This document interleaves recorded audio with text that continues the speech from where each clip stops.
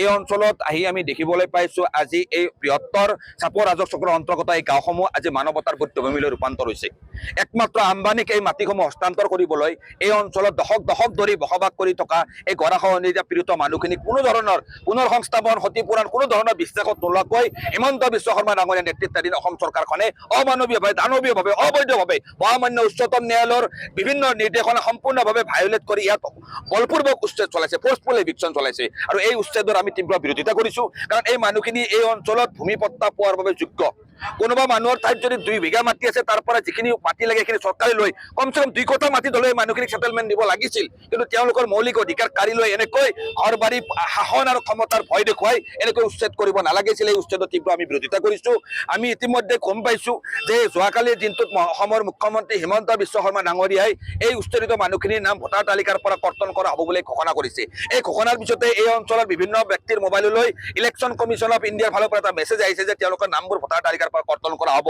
পিপল representation act 1950 সেকশ্যন 19 অনুসৰি কোনো কাৰণতে এই মানুহখিনি ভোটাৰ তালিকাৰ পৰা তেনেকৈ নাম কৰ্তন কৰিব নোৱাৰে।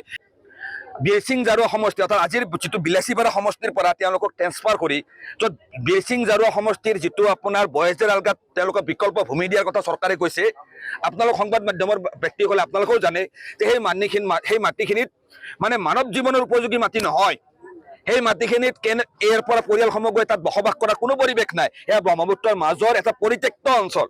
সেই অঞ্চলত কেনেকৈ এই অঞ্চলৰ মানুহে গৈ বসবাস কৰিব পাৰিব? কাৰণ এই মানুহখিনি ভূমিহীন মানুহ। Right to shelter constitutional guarantee হয়, and the government is duty bound to provide shelter and land to every landless and shelterless family of the India. তেওঁলোকে কি কৰিছে যে চিলেক্টিভলি আৰ্টিকেল 14 ইকুৱেলিটি বিফৰ ল বাছি বাছি এই BTCৰ বিলাসীপাৰাৰ এই সংখ্যালঘু মুছলমান মানুহখিনিক উচ্ছেদ কৰিছে। তেওঁলোকৰ যিটো প্ৰিন্সিপালৰ বিৰুদ্ধে তেওঁলোকে কাম কৰিছে। আৰু অসম আৰক্ষীক আমি দাবী জনাইছো কোনো কাৰণতে যাতে এই নিষ্পেষিত অত্যাচাৰিত মানুহখিনিৰ লগত যাতে আৰু অধিক অন্যায় কৰা নহয়।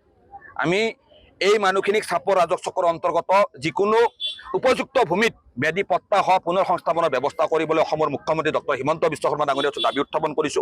কোনো কাৰণতে যাতে এই মানুহখিনিৰ নাম ভোটাৰ তালিকাৰ পৰা কৰ্তন কৰা নহয়, পিপল ৰিপ্ৰেজেণ্টেশ্যন এক্টৰ বিভিন্ন ধাৰা যাতে কোনো কাৰণতে ইয়াত উচ্ছেদ কৰা নহয়, সেই দাবী উত্থাপন কৰিছো।